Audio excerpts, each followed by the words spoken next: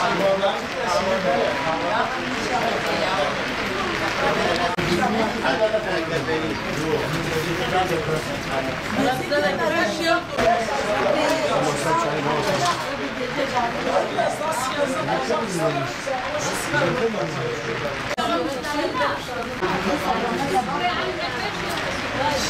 bu yapmış, kapıdan geldi bir kere.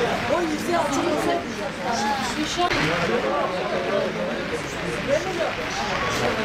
Sisi que vai.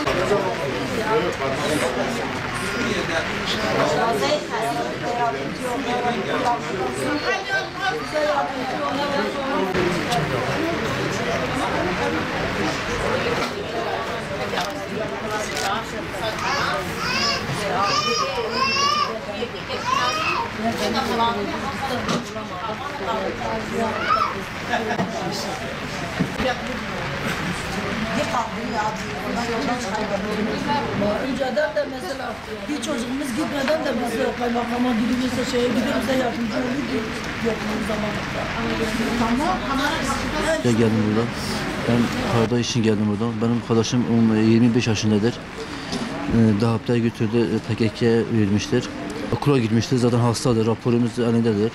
Okula gelmiştir, evde bir gece baktık, evde kalmadı, kaçtı, götürmüştür. Ben de emniyete haber verdim, askeri haber verdim. 5 senede haber hiç yoktur. Ben devlet bize söz vermiştir. Sen gel teslim ol, devlete teslim ol, cezası yok, işkencesi yok, seni serbest bırakıyor. Hiçbir sıkıntı yoktur. Ben de kardeşi bekliyorum, gel teslim ol. Ben isterse bir sene kalırım burada, 2 sene kalırım burada. Teker Muş'tan geldim, Haskuy'da geldim. Oğlan için katıldım. Olayı ben evde değilim, nasıl kaçırdığı ben bilmiyorum. Onu kaldırdı götürdüler ki. Onu kaldırdı götürdü ben bilmiyorum. Nasıl götürdü ben bilmiyorum. HDP'ye gittim, biz polise beraber gittim, Batman'a gittim.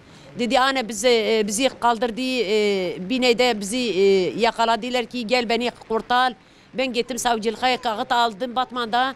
Polisle beraber gittim saldırdın hiçbir şey yok. Ben 5 sene aradım. Geçen sene bize haber geldi. 1 senedir yine biz haber almadı. Gelsin teslim olsun. Ben onu isterim. Cuma hastadır, ben hastayım. Kimsem yok. Allah teslim olsun. Teslim olsun. Teslim olsun babim.